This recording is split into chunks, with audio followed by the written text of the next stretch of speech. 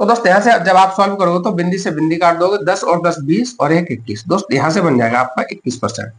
Successive percentage जब आप याद करेंगे तो बन जाएगा 21%।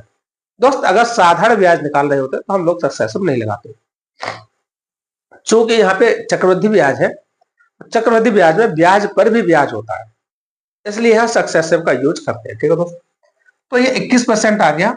हम लोग को अगर ब्याज निकालनी है दोस्त, ब्याज और कौन सी वाली, तो आप कहोगे CI, ठीक है, चक्रवृद्धि ब्याज। तो आप क्या करोगे, सीधे सीधे मूलधन लोगे, कितना है दोस्त, तो आप कहोगे 10,000 है।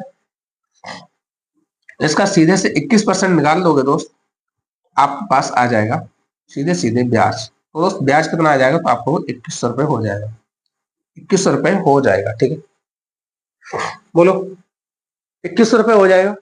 अगर दोस्त यही आपसे मिश्र धन पूछ लिया जाता, फिर अगर आपसे मिश्र धन पूछ लिया जाता, फिर आप क्या करते,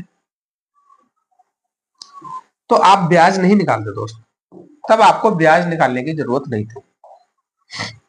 अगर दोस्त मिश्र धन पूछ लिया जाए तो आप कहोगे 10,000 रुपए है, इसका 121% कर दो। कितना दोस्त, 121%।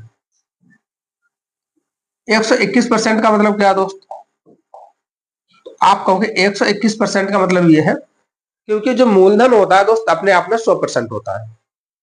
मूलधन जो होता है वो अपने आप में कितना होता है, तो आप कहेंगे मूलधन अपने आप में 100% होता है। अगर मूलधन 100% होता है और 21% आपका ब्याज हो गया, तो दोस्त कितना हो जाएगा मिश्र धन, तो आपको 121% हो जाएगा।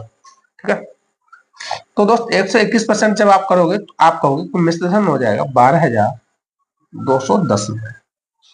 ठीक है, 12,000 दोस्त 12,100, क्योंकि ये 121 ना, 12,100 मिश्र धन हो जाएगा। ठीक है दोस्त, तो इतनी बात समझ आई आपको, बोलो इतनी बात आपको समझ आ गई तो बताओ।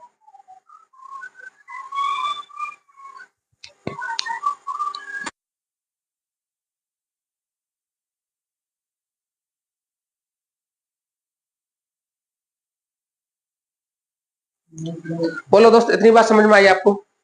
अगर मिश्र धन आपको ज्ञात करना होगा तो आप ब्याज ये वाला स्टेप ना करके इस वाले स्टेप को तब नहीं कर रहे हो अगर आपसे ब्याज ना पूछा जाए, तो आप सीधे सीधे इस वाले स्टेप को कर रहे हो। ठीक है दोस्त, इतनी बात समझ आ गई आपको, इतनी बात आपके समझ आ गई दोस्त, बताओ।